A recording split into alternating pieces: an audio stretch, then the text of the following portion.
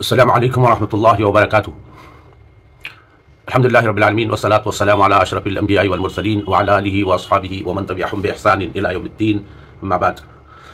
محترم حضرات و خواتین، مجھے آپ کے سامنے آج جس عنوان پر گفتگو کرنی ہے وہ ہے منصب کی طلب۔ قیادت، منصب اور عہدے کی خواہش، تمنا اور آرزو موجودہ دور کا نیا فتنہ ہے۔ عمومی چلن یہ ہے کہ اقتدار اور وزارت، صدارت، عہدے اور مناصب کے لیے کوشش، دوڑ دھوپ، گروپ بندی، نجوا، سازشیں عام بات ہو گئی ہیں، حتیٰ کہ آج کا انسان عہدے اور منصب کے لیے اصول و اخلاق کی تمام حدوں کو پار کرنے لگا ہے۔ قیادت و سیادت پر کسی کو فائز کرنے کے مختلف طریقے رائج ہیں، کہیں نامزدگی ہے، کہیں الیکشن ہے اور کہیں نسل در نسل اقتدار کی منتقلی ہوتی ہے۔ لیکن قیادت و منصب حاصل کرنے کا شوق، خواہش اور آرزو و تمنا ہر جگہ نظر آتا ہے۔ ملک، قوم، علاقہ، سیاسی یا سماجی تفریق کے بغیر یہ چیز عام ہے، کیونکہ قیادت و منصب عزت و شہرت، ناموری، آرام و آسائش، دنیاوی چکا چوند، روب و دبدبا کے حصول کا آسان ذریعہ بن گیا ہے۔ قیادت و منصب کے دعوے دار عموماً اپنی اس خواہش کے پیچھے قوم و ملت کی خدمت و سربلندی، ملک کی ترقی، تنظیم کا استحکام اور بعض وقت دین کی خدمت کا بھی دعویٰ کرتے ہیں۔ لیکن مشاہدہ بتلاتا ہے کہ حصول مقصد کے بعد وہ اپنے پوشیدہ مقاصد کے لیے سرگرم ہو جاتے ہیں۔ چنانچہ دنیاوی جاو عظمت، شہرت و عزت و ناموری، اشتہار بازی، آرام و آسائش کی تمنا اور اقربا پروری ان کی روزمرہ سرگرمیوں میں بآسانی نظر آتی ہے۔ اس کے آثار پائے جاتے ہوں تو ان کے سدباب کی فکر کرنی چاہیے۔ دین اسلام کا مطالعہ کریں تو معلوم ہوگا کہ اسلام نے عہدہ اور منصب کے سلسلے میں بھی اپنے ماننے والوں کو واضح رہنمائی کی ہے۔ چنانچہ سب سے پہلی چیز یہ سکھلائی گئی کہ کوئی بھی فرد اپنے اندر عہدہ و منصب کی آرزو یا تمنا رکھے۔ نبی کریم صلی اللہ علیہ وسلم کا ارشاد ہے، کبھی عمارت کی طلب نہ کرو، اگر تمہیں مانگنے سے ملے تو تم نفس کے پھندوں میں پھنس جاؤ گے، اور اگر بے طلب ملے تو اللہ تعالیٰ کی طرف سے تمہاری مدد ہوگی۔ آپ صلی اللہ علیہ وسلم نے فرمایا، ایک زمانہ آئے گا کہ تم لوگ عمارت و سرداری کی تمنا کرو گے، حالانکہ یہ قیامت کے دن ندامت کا سبب ہوگی۔ اس کو بخاری نے روایت کیا ہے۔ حضرت ابو موسیٰ اشعری رضی اللہ تعالیٰ عنہ نے ایک اور حدیث روایت کی ہے کہ ان کے ساتھ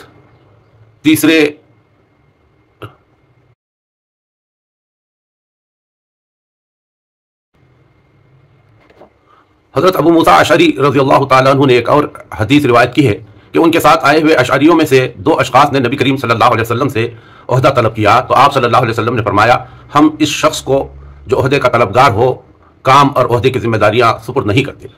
مذکورہ احادیث کی روشنی میں جب مسلم معاشرے کا جائزہ لیں تو پتہ چلے گا کہ مذکورہ ہدایات سے گویا کہ لوگوں نے منہ پھیر لیا ہے۔ چنانچہ مختلف انداز اور طور طریقے اور رنگ و ڈھنگ علانیہ اس بات کی گواہی دیتے ہیں کہ کسی شخص میں عہدہ اور منصب کی خواہش انگڑائیاں لے رہی ہے۔ یہی وجہ ہے کہ جماعت اسلامی نے اپنے دستور میں واضح طور پر یہ ہدایت دی ہے کہ عہدے کے خواہش مند افراد کا کسی بھی فورم کے لیے انتخاب نہ کیا جائے۔ دوسری اہم چیز جو اسلام اپنے ماننے والوں کو اس سلسلے میں سکھاتا ہے وہ یہ ہے کہ وہ عہدہ یا منصب کے لیے کیسے انتخاب کریں۔ امت مسلمہ میں علماء اور حکمرانوں کو خاص اہمیت حاصل ہے، کیونکہ جب تک یہ اسلام پر ثابت قدم رہیں گے اور اسلام پر کاربند رہیں گے تو ساری امت بھی اسلام پر چلے گی اور اسلام کو اپنا اوڑھنا بچھونا بنائے گی۔ جس قوم کے حکمران درست نہیں ہوتے وہ قوم بھی درست نہیں ہوتی۔ اسی طرح کسی تحریک اور جماعت کے استحکام، فروغ اور پھیلاؤ کا دار و مدار بھی اس جماعت کے سربراہ پر منحصر ہوتا ہے۔ کوئی جنگ محض فوجیوں کی کثرت اور وسائل کی فراوانی کی بنیاد پر نہیں جیتی جاتی، بلکہ فوج کے سربراہ کی قیادت اور قابلیت، ذہانت، چابک دستی، دانشمندی اور احساس ذمہ داری کے سہارے جیتی جاتی ہے۔ یہی وجہ ہے کہ نبی کریم صلی اللہ علیہ وسلم نے فرمایا، دو گروہ ہیں، اگر وہ درست ہوں تو امت درست ہے، اور اگر وہ بگڑ جائیں تو امت بگڑ جائے، ایک حکمران اور دوسرا علماء۔ اخوان المسلمین کے مشہور رہنما محمد الغزالی نے قیادت و منصب کے متعلق بڑی جامع باتیں ارشاد فرمائی ہیں۔ ہماری تاریخ اسلام میں پھیلنے والی بدترین خصلت قیادت سے محبت اور عمارت کی حرص ہے، جبکہ اسلام نے اس سے سختی سے ڈرایا ہے اور امت کو صاف حکم دیا ہے کہ جو شخص اس کی خواہش رکھتا ہو، اس کا لالچ اسے جد و جہد پر آمادہ کرتا ہو اور وہ اس مرتبے پر پہنچنے کے لیے تمام ممکن ذرائع و وسائل استعمال کرتا ہو، یہ عہدہ اور منصب کبھی اس کے حوالے نہ کیا جائے۔ لیکن ہمارے یہاں ایسے افراد کی کمی نہ تھی جو قیادت سے عشق رکھتے تھے تاکہ سوسائٹی پر اپنی چودراہٹ مسلط کر سکے۔ ان میں ایسے افراد کم تھے جو اپنے اندر قیادت اور رہنمائی کی صلاحیت اور صفات کے حامل تھے، بلکہ بیشتر اپنی ذات کو نمایاں کرنے اور دوسروں سے آگے بڑھ جانے کی خواہش کے مریض تھے۔ نیک وقت قومیں اپنی قیادت کی باغڈور ان لوگوں کے ہاتھوں میں دیتی ہیں جو کسی ذمہ داری کو لیتے ہوئے قلق اور اضطراب میں مبتلا ہو جاتے ہیں، اور دولت و ثروت سمیٹنے اور دوسروں پر برتری جمانے کے عزائم ان کے اندر دب چکے ہوتے ہیں۔ لیکن یہ عجیب بات ہے کہ اسلامی تاریخ کو ایسے افراد اور خاندانوں ہی نے ریزہ ریزہ کیا جو حکومت کو واسطہ بنا کر اقتدار اور عیش و عشرت پر قابض ہونا چاہتے تھے۔ تباہی ہے ایسی امت کے لیے جس نے اپنی ذمہ میں کار بدترین لوگوں کے حوالے کی اور اس خدائی فرمان سے سرکشی کا اظہار کیا۔ بے شک اللہ انہیں حکم دیتا ہے کہ امانتیں، عہدے اور مناصب اہل لوگوں کے سپرد کریں۔ عہدہ اور منصب کی طلب یقیناً ایک فتنہ ہے، لیکن اس سے بڑی خرابی یہ ہے کہ کسی ملک، قوم، جماعت اور گروہ کی سربراہی کے لیے لوگ عہدہ اور منصب کے طلبگاروں یا نااہلوں کے حق میں رائے دیں یا ان کی تائید کریں، اپنے مفادات کے لیے، دوستی یا تعلق کی بنا پر، احسان کی قیمت کے طور پر، یا کسی اور فرض یا وجہ سے اہل، قابل، باصلاحیت اور موزوں افراد کے مقابلے میں کمزور، نااہل یا غیر موزوں افراد کے حق میں رائے دینا، ان کے حق میں فیصلہ کرنا یا ان کا تقرر کرنا صریح طور پر حکم الہی کی خلاف ورزی ہے۔ بعض لوگ اپنے رائے کا استعمال یوں ہی بے سمجھے بوجھے یا عدم سنجیدگی کے عالم میں کر دیتے ہیں، نتیجے کے طور پر غیر موزوں افراد مختلف عہدوں اور مناصب پر براجمان ہو جاتے ہیں۔ یہ بھی ہدایت الہی سے صرف نظر کرنے کے مماثل ہے۔ بسا اوقات لوگ رائے کا استعمال کرتے ہوئے دوسروں کے مشوروں کو بلا سوچے سمجھے قبول کر لیتے ہیں، اور جس منصب کے لیے انہیں رائے دینا ہے اس منصب کے لیے ضروری صفات کو ملحوظ نہیں رکھتے۔ ایسے میں نااہل لوگوں کا انتخاب ہونے کا امکان رہتا ہے، جس کی وجہ سے بعد میں مسائل کا سامنا کرنا پڑتا ہے۔ اس طرح کے رویے سے بچنا بھی نہایت ضروری ہے۔ تحریک اور تنظیم کے فروغ اور استحکام کی فکر کرنا اور انتخاب کے موقع پر عدم سنجیدگی کا رویہ اختیار کرنا بجائے خود توجہ طلب ہے۔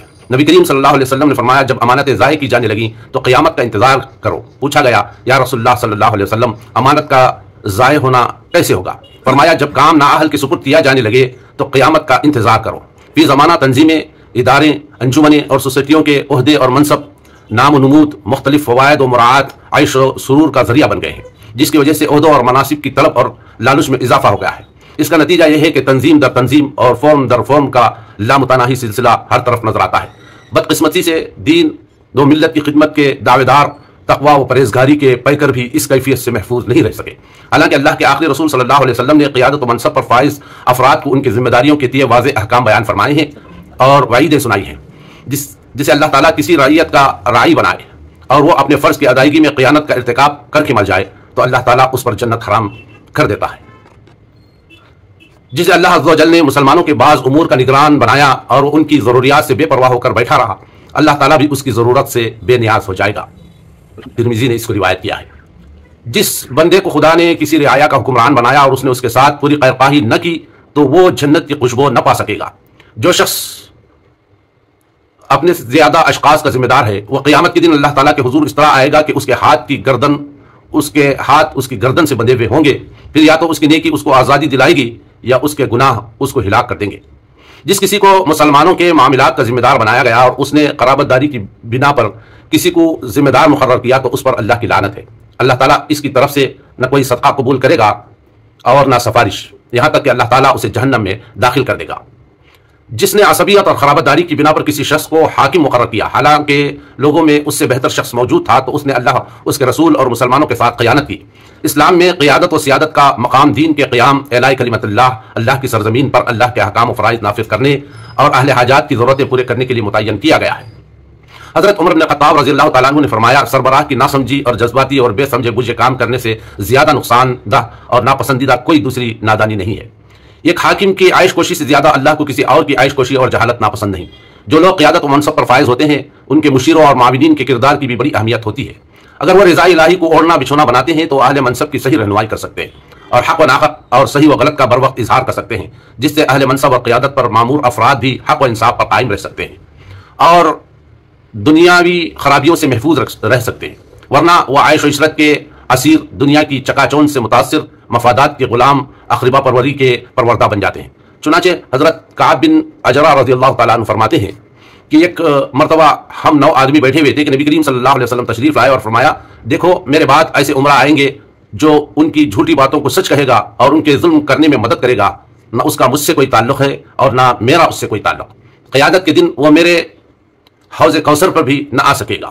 وہ لوگ جو قوم و ملت کی قیادت کا دعویٰ کرتے ہیں، ملک و قوم کی رہنمائی کرنے کے بھی متمنی ہیں اور قیادت و منصب کے حامل ہیں، چاہے ان کا دائرہ کار محدود ہی کیوں نہ ہو، انہی مندرجہ بالا احادیث کی روشنی میں اپنے قول و فعل کا جائزہ لینے کی ضرورت ہے۔ اگر وہ اپنے اقربا و احباب کی پسند، منفعت اور فائدے کے خاطر اور زمانہ پرستوں سے متاثر ہو کر زندگی گزاریں گے تو کبھی بھی فلاح نہیں پا سکتے۔ فلاح و کامیابی اور خوشنودی رب کا راست اور رضا الہی، مرضی الہی اور ہدایت رسول صلی اللہ علیہ وسلم و شریعت کی بے چوں و چرا پابندی ہی میں مضمر ہے۔ اللہ تعالی ہم سب کو اس بات کی توفیق عطا فرمائے۔ وآخر دعوانا ان الحمد للہ۔